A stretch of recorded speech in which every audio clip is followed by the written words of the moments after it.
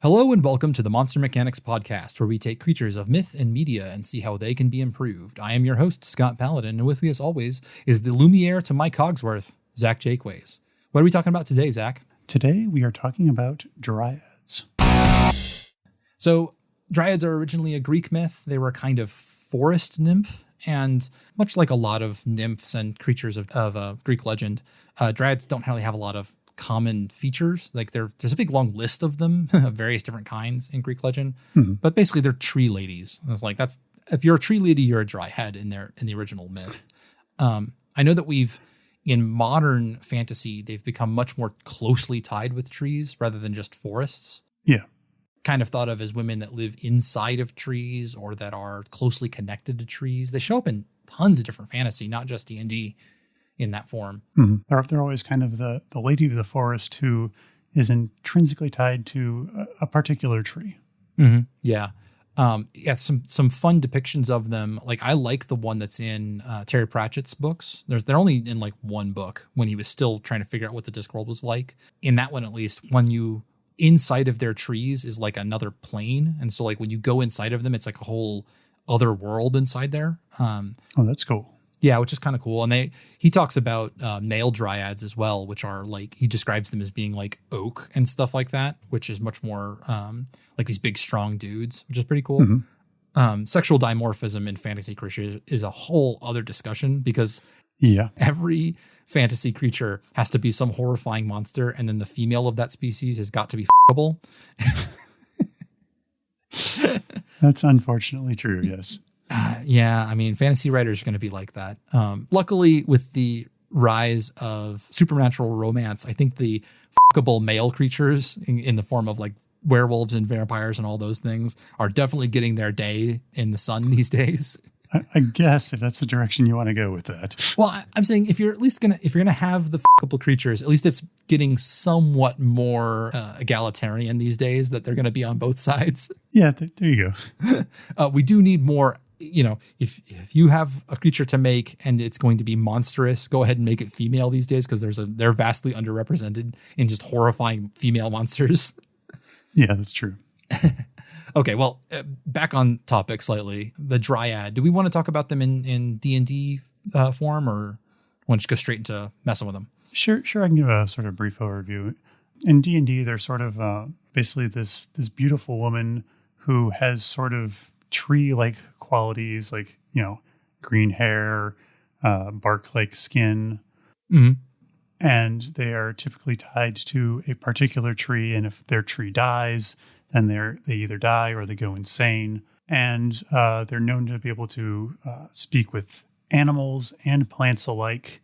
Oh, that's cool. And also able to charm any, you know, humanoid creatures or beasts. Very interesting. Before we get into like the weirdness of being a person tied to a tree, you had some interesting idea about, let's talk about like how they would interact with the outside world if they can talk to both animals and plants and humans. Okay, so a lot of our the way we put importance on things is like how well we can interact with it. Like if we can talk to people, they're obviously more important part of our lives. But if we can talk to animals or trees, those are going to be probably more important to a dryad than, you know, humans who will rarely have contact with, except when they come wandering into their forest. Yeah. So they may begin to view, like, you know, the birds, beasts, and trees as much more important. And maybe even sort of define elements of their culture around, you know, the behaviors of animals. Yeah, that'd be really cool. So in fact, you could have a society where when they're interacting with people, which they're not going to do all that often, maybe like the occasional woodcutter or adventurer or hunter or something like that who comes into their forest. But it sounds like then befriending a dryad is hugely beneficial to you, because they're going to get you access to a bunch of information that would be completely unavailable to you otherwise. That is true, yeah. They're going to be able to tell you where all of the animals are and what they're doing. And I mean, I would assume if a dryad thinks of the animals and plants that they can talk to as like people, as like properly sentient beings, Mm-hmm. the Dryad's not going to be very happy if you do things like cut down trees or kill deer or anything like that. So maybe they might view as like a slasher movie monster instead of someone they can talk to. Like you're showing up here and you just start murdering her friends indiscriminately. Yeah, and getting over that initial hump of like difficulty of them accepting a human as a friend, basically as like friendly, might be a good way to introduce the Dryad. Is that they're initially incredibly fearful of humans because of the bad experiences they've had with them in the past, and like because especially if humans don't know about the Dryads originally, then there's going to be a long period of time where they come in and do all kinds of terrible stuff in the forest and don't even try to make contact. Yeah, and so the Dryad might be convinced initially that humans don't speak. Like they're a force of nature, that they're the one thing in this world that like can't talk because they never even try. Yeah. Oh, I like that. Another way to look at it would be if the Dryad decides to basically wage war on this invading species of humanity, like they would make excellent sort of battlefield commanders for organizing and rallying the nature around them, which you sometimes see with like various fantastic stories and whatnot. Yeah. But like if you've got, wolf packs being coordinated with mountain lions and whatnot in surgical strikes on these human encampments, that would be horrifying to the humans. Yeah, it'd be really scary. In fact, that'd be a heck of a summer thriller movie where it's instead of kids out camping in the woods and they mess with a Dryad on accident and then like the entire woods turns on them. Yeah. That'd be a heck of a story. I like that. So do the Dryads, at least in the version that we're sort of playing around with, are they like the spirit of the whole forest, or are they specifically tied back to a single tree, or are we getting away from that? I believe they're tied to a single tree, but I feel like just basically because of their ability to communicate with the rest of the forest, they would become a central role in any forest. Yeah. I mean, if you want to give a little bit of leeway on that single tree idea, I'm going to introduce you and the audience to Pando. What is Pando? Pando is quite possibly the heaviest organism on Earth. Okay. It is a colony of trees, I believe in Washington State, I believe. Let me look it up real quick. Okay. Oh, I'm sorry. Yeah, I'm glad I looked it up because I was really wrong. Pando is a colony of quaking aspens that is on the Colorado Plateau in south central Utah. Okay. It is an entire forest of the same tree. And it's originally when people found it, they're like, oh, it's all a bunch of quaking aspens. And they started like genetically sequencing them and they're all clones. And then they dug down and they realized that all of the roots in the entire forest were connected. That's crazy. This is one giant organism. That's awesome. Yeah, I like that. So if you wanted to have a Dryad who was really like the spirit of an entire forest, but also technically connected to a single tree, that's a way to do it, is that trees can be a sort of colony. That's a really cool take on that, especially if like you want to go the route of like the Dryad can kind of emerge from its tree or recede into its tree. Yeah. And then emerge at any point in this, huge radius. Yeah. It's all the same tree. Yeah. That's pretty cool. In fact, you could have it where this may not be the only take on the Dryad that we have tonight. Okay. But an idea of something like Pando, a giant, huge organism. By the way, Pando is male. I'm looking on Wikipedia now, which is kind of funny to me. Anyway. Interesting. But yeah, so you could have a giant organism like this that inhabits an entire area. And in a fantasy world, big, powerful creatures tend to have magical powers and sort of psionic abilities, things like that go along with being, like a whole giant organism. And so the Dryad might be what people call this creature, like communicating with them in their mind or appearing before them with an illusion, something like that, where you have a huge colonial organism that has an intelligence of its own. And when it chooses to speak to a human, it does so by projecting a woman into their mind and then communicating with them directly. Oh, that's interesting. And then in that case, what they see is really governed by what it chooses to communicate with them. So when it talks to animals, it would appear as an animal. When it talks to a human, it would appear as a human. And an elf, it would appear as an elf. Or if it's trying to drive them away, it could appear as something much more terrifying. Oh, yeah, for sure. And that opens you up to all of those various creepy things in the woods that scare people away could just be Yeah, absolutely. instantiations of that same idea. That's cool. I like that. And then it's just a big, powerful creature that lives out there that has some sort of magical power. I love the idea that it is maybe more psionic or telepathic than actual illusions. It's all about interacting with you in the mind. Mm-hmm. That's cool. That is really cool. Maybe if it's, and it really only has power within its own forest. Like if you get outside of the realm of its radius, then it can't even talk to you. But once you get inside of it, it has intimate knowledge of you because you're standing on top of its root systems and knows everything about you. And maybe it can even peer inside your mind. And it's very, very powerful, but only within the trees. Mm-hmm. That's cool. That is really cool. Yeah. I like the idea that it has that kind of very limited, almost like a invasion of your mental faculties kind of. Yes.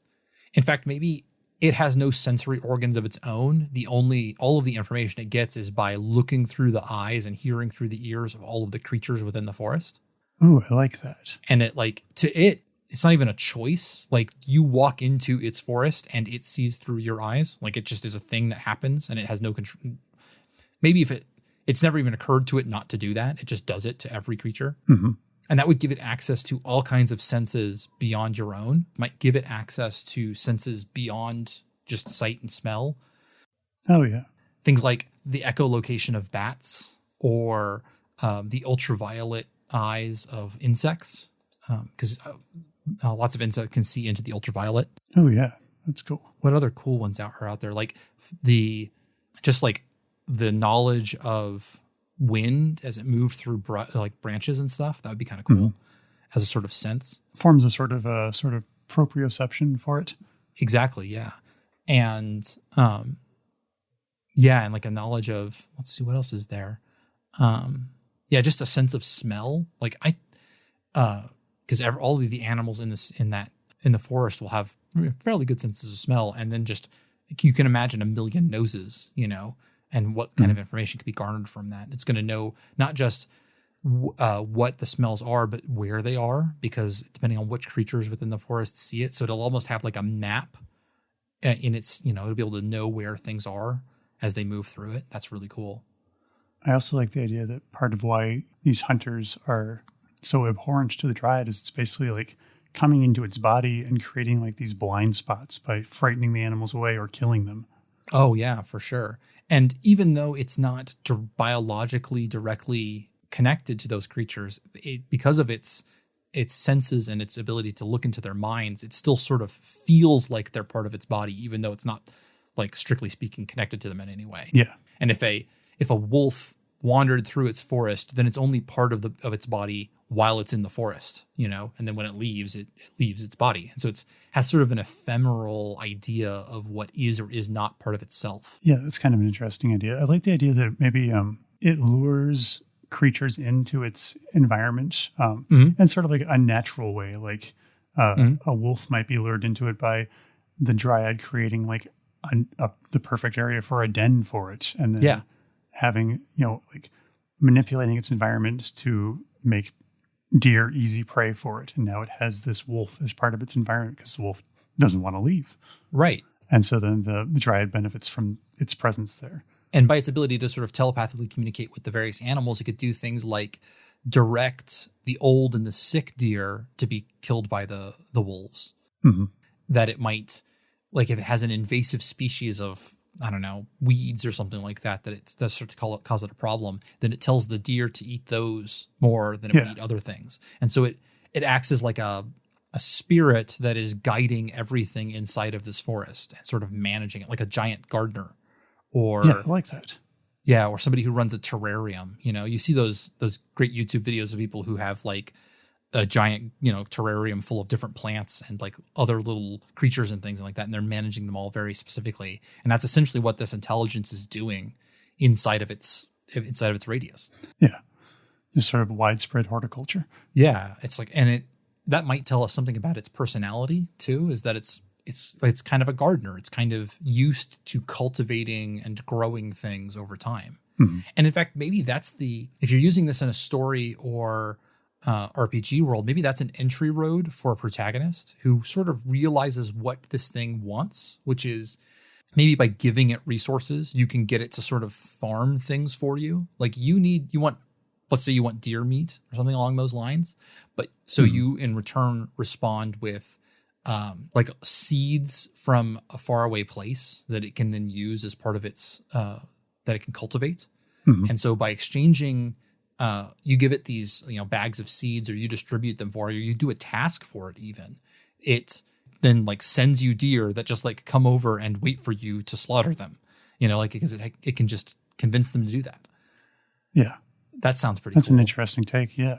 Yeah. I love the idea that it pays you mostly, not necessarily for things, but for services, because it might occasionally need a human with opposable thumbs and stuff to get in and do some dirty work. Mm-hmm.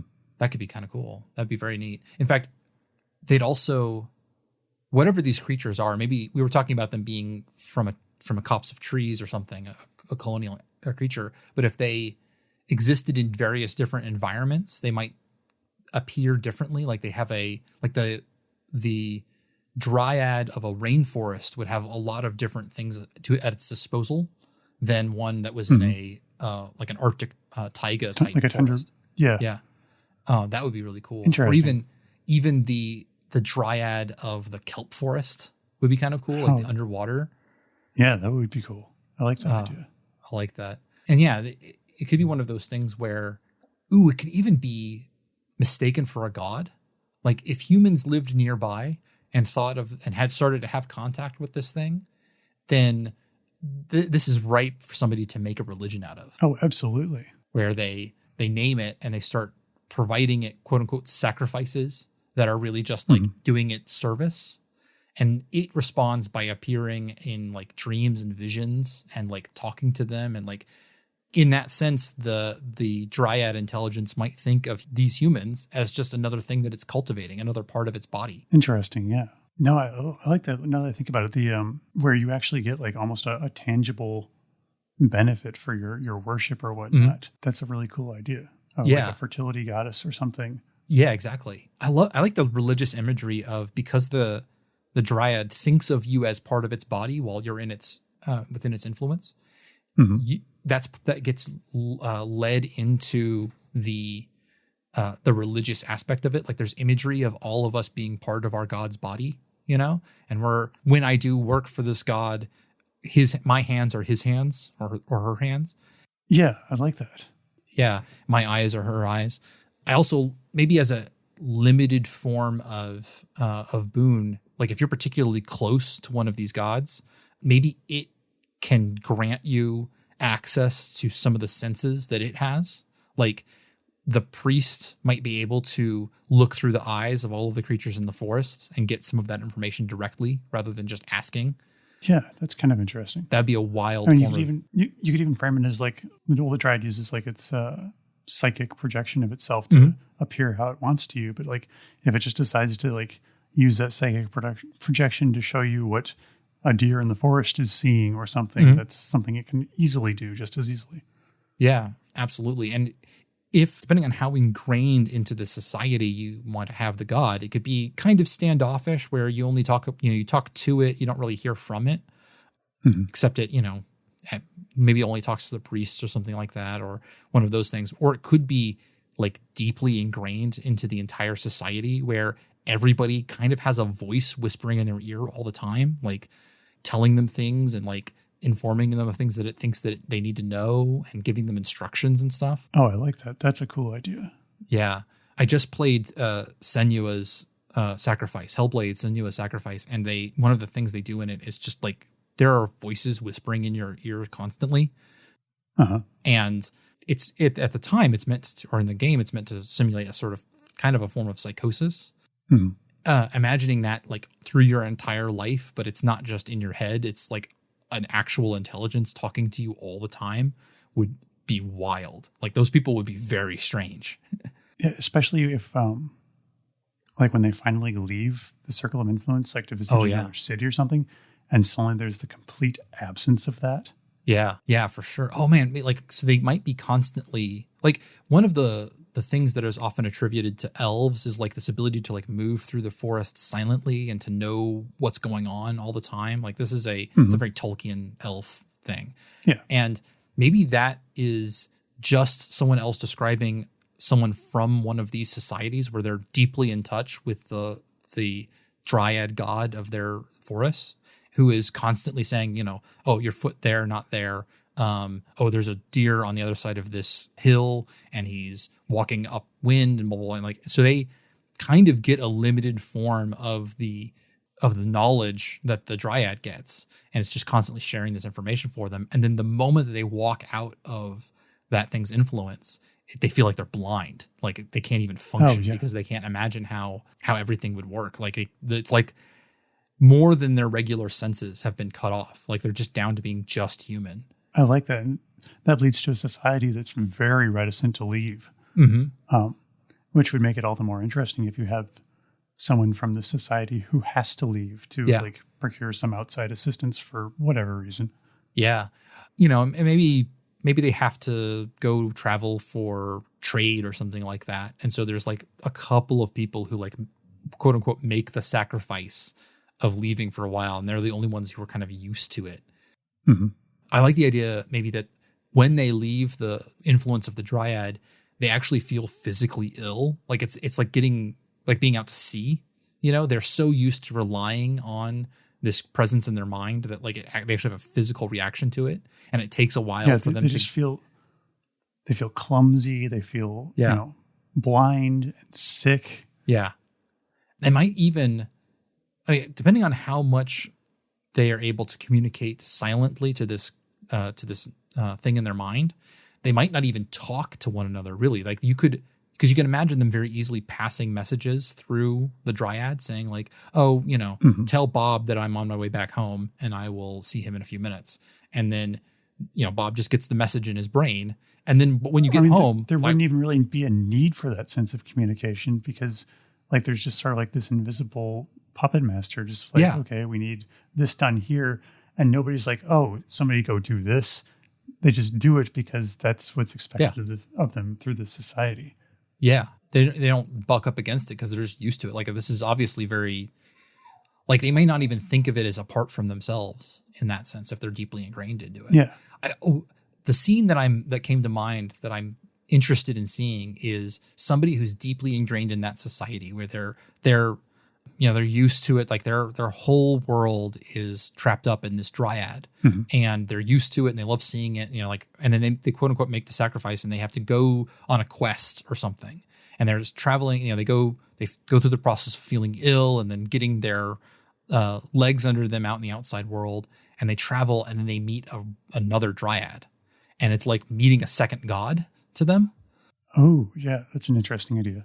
You know, like they've come across something that is like what they've always known, but not quite.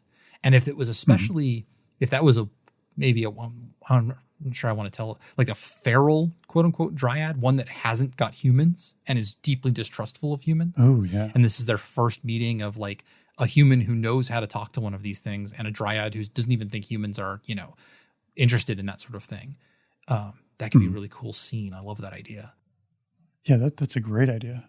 Okay. So how would these people be viewed by outsiders if they're so deeply ingrained? Like they'd be thought of as conservative and quiet, might even be thought of as being very cold because they don't really need to talk to one another. Yeah, there's got to be like ghost stories and whatnot told about this village. Yeah, absolutely. And everybody there is off and they don't talk, like they constantly expect you to know things that you don't know, you know? And that's assuming, of course, that like the moment that a stranger walks into this forest, that they don't just immediately start hearing voices in their heads. Or maybe they do, but maybe it takes them a while to acclimate to it. And so it's just the haunted city or whatever. Yeah. And, you know, the people who live among ghosts and stuff like that is like what people think of these humans. And the people or maybe they always know what you're thinking because you're kind of in tune with this dryad, even if you're not really a part of the collective yet. Yeah, where it's getting the information out of your brain and passing it along to the people around you. So they know your intentions and you can't lie. They know when you're lying and stuff like that. That's pretty cool. Yeah, I'm getting almost like I feel like you do almost like a subtle horror story. Yeah, with this kind of setup, people would see these as like a subtle horror story where it takes a long time for people to figure out what's going on, and the locals talk about their god and like talk about communing with them, and the outsider originally thinks they're talking sort of metaphorically, like all the other religions kind of are, but it turns out they're actually talking to them. Like, yeah, that's cool. I'm not even sure that's exactly a horror story. In a way, it's kind of peaceful. And well, I mean, yeah, it starts off that way, but then when this person doesn't really jive well, or the Dryad decides that this person needs to go away or be dealt with, or is a threat to society as a whole. Yeah, you could totally go that route where suddenly they have this huge living organism of the city itself to deal with this one person. Ooh, the urban Dryad, an entire city. I had always imagined this as just like a village, a little rural community, but a whole city that's trapped up in this, that's like deeply ingrained with this organism would be really cool. Like you can imagine it looks almost like a garden city. Like all of the buildings are covered in plants, and and there are just tons and tons of these trees everywhere that are the colony members of the Dryad species, and everyone inside of the city is wrapped up with this intelligence that speaks to them all the time. That could be really cool. Maybe they would. I wonder if they could, these people couldn't go to war exactly. Like they'd be very defensive because you wouldn't be able, they'd have all of that knowledge if you came to them, but like they're never going to invade, they're never going to head out and try to have conquest or anything like that, or even really necessarily trade. You don't think they have like a potted tree equivalent, like little Dryad bonsais that they bring with them? I do like the bonsai Dryads. Is an entirely separate thing, but I was thinking that if you separate the tree from the colony, maybe it separates its intelligence from the other one. Like it's a little then it's a child or a separate. Interesting. Rather than being connected. Ooh, okay. I see. I was going to go kind of like the idea of using these humans as its pollinators somehow. Well, the image that struck me just now was a ship, like a sailing ship that has these trees planted on its decks. And when they're in harbor at home with the rest of the tree, because they are both so telepathic, it's like they're connected still. They can speak to one another, and they think of themselves as one at that point. And then they leave the harbor, and that little hive mind, that little intelligence is kind of on its own, but it's got its crew that are like its arms and legs, and those are the ones that go off and trade and explore and stuff because they've got a little version of what they're used to, kind of carrying with them. That could be kind of cool. That is cool. And the intelligence really does think of the ship as its body. So for these people, the sailors on these ships, it's like you're living inside of your god. Oh, that's cool. Yeah, I like that imagery a lot. And there's just something cool about calling it like your god ship.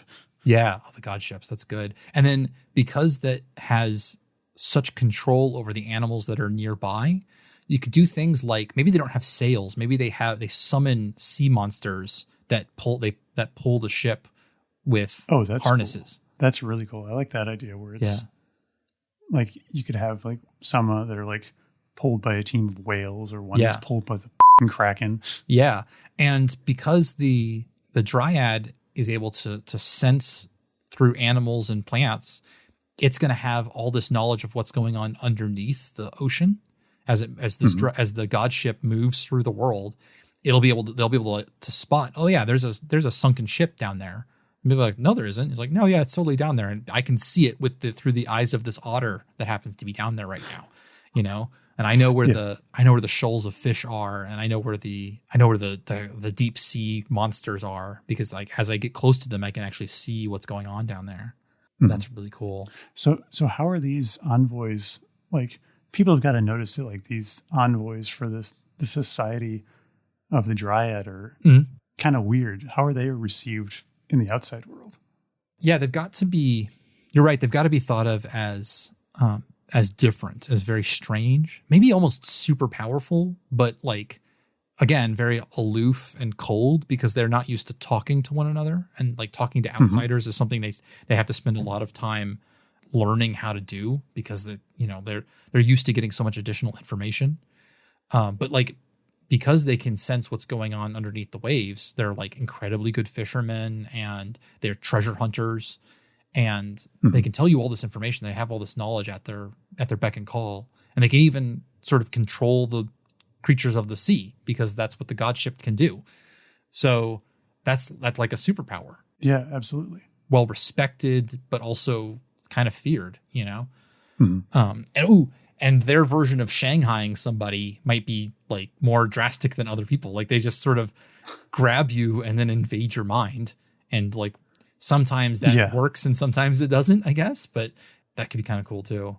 That'd be a whole story that would be very interesting to read, is like a character who starts as a Shanghaied sailor on one of these god ships and then is brought back to the original Dryad city. And is just assimilated.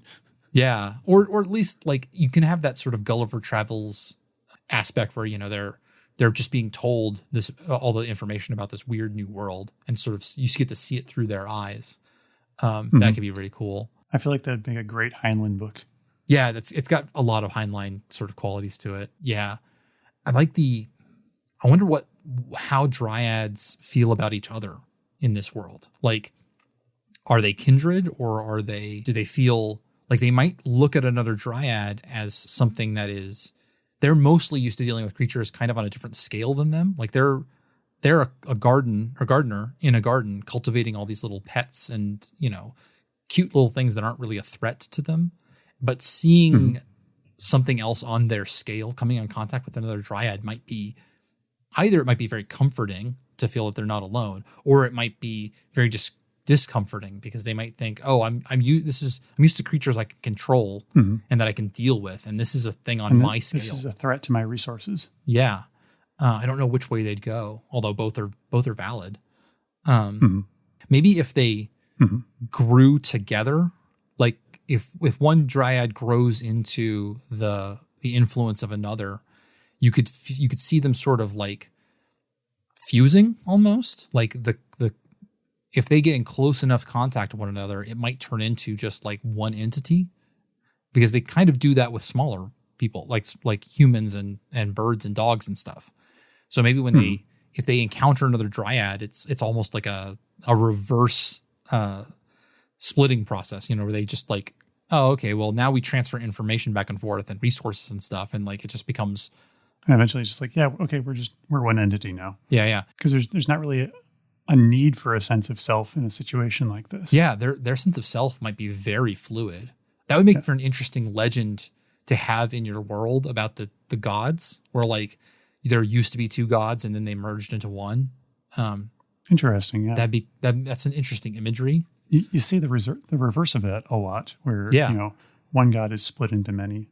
Yeah, in fact, a kind of fun world would be one of these cities, or towns or something like that has lost its god, that the Dryad died, and they're left with all of this detritus, all of these like cultural leftovers from having been part of this deep relationship, where they like a city design that no longer makes sense. Customs and cultural behavior that's just no longer relevant. Yeah, where they're like maybe they're even still struggling with forming a government and like the dissolution of families and stuff, because it used to be everybody was kind of one big family, and they're still going through the transition of like a more common human society where everybody's broken into family groups and there's like a hierarchy and stuff that didn't used to exist. What would a government based off like basically essentially a hive mind mentality be like, I wonder? Well, I mean, like where there's just like an expectation of you're going to do what's best for the community, because why wouldn't you? Yeah. Well, there is something in human sociology where some societies are far more communal than others. Typically, I'm not going to say typically. It ranges from area to area. Sometimes there's a huge emphasis put on the individual, and that like it's about individual rights and freedoms and things like that. That's the soil from which, like, especially American exceptionalism grows, is the idea that like a man is a king of his own castle and stuff like that. And then there are lots of societies out there where the importance is put far more on the community and the group, and like there's a hierarchy that's not about like I am the most important thing and then everything serves me. It's more about like the nation is the important thing, and the families serve the nation, and you're part of a family, so you have a very specific closed off little place in the world, and you know exactly where it is. So they might feel much more like that. I feel like there would also be like a very different rationale towards things like justice and whatnot, where in the world of living with a dryad as your god emperor, things happen because they must. There's not a fair about it. It's just, this is what is necessary for the good of the whole. I mean, and they also might be sort of more compassionate to those who do wrong, because they have a sense of being like closer to that person because they are so close to the community. And especially while the dryad... An intrinsic understanding. Yeah, especially while the dryad is still active, that dryad has a window into that person's mind, and so can share that information with other people. And sort of seeing through that person's perspective might make a lot of the things that people do, feel more natural or normal. And even though it's damaging to the community, or it's a wrong thing to do, people will be like less likely to be retributive about it, more have much more of an emphasis on rehabilitation and fixing the underlying problem. That could be very cool. I mean, that's a very interesting idea. Yeah, it's a sort of utopian take on things, because the other option is to go very totalitarian with it and say that this is like having a dictator inside your brain telling you what to do all the time.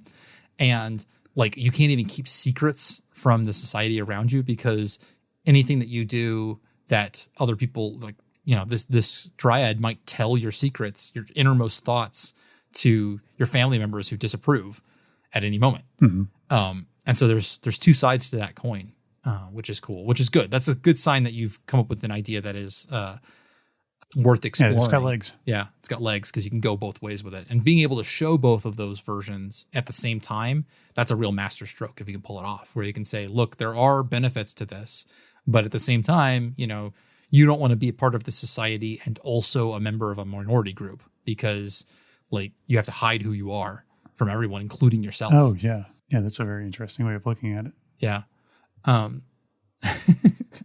don't think we're even in dryads anymore. We started with dryads and just veered straight off into yet another hive mind. We do love our hive minds. We have a brand that we have to uphold, I think, is how it comes out. Hive minds and body horror. I think at least this time there was no body horror the entire episode. Episode's not done yet. We didn't turn dryads into a spore virus that intercepts people and turns them into trees or anything like that. I think we've done that enough already. Yeah. For some of our more recent episodes. Yeah. This one's just an interesting take on it. Well, hopefully even with dog interruptions, we'll still have enough for a good episode. But I think there's good content here. So are you done? Yeah. All right. Bye. All right. Bye. Thank you for joining us for this episode of Monster Mechanics. You can find links and show notes at our website, monsterpod.org. Or if you'd like to support us, head on over to patreon.com/monsterpod. We can be found on Twitter at monstermpod, or you can email us at monstermechanicspodcast@gmail.com. We'd love to hear your feedback. Monster Mechanics is produced and edited by Scott Paladin. This episode was hosted by Scott Paladin and Zach Jaquays. All of the ideas produced during this podcast are released under a do what the f*** you want public license.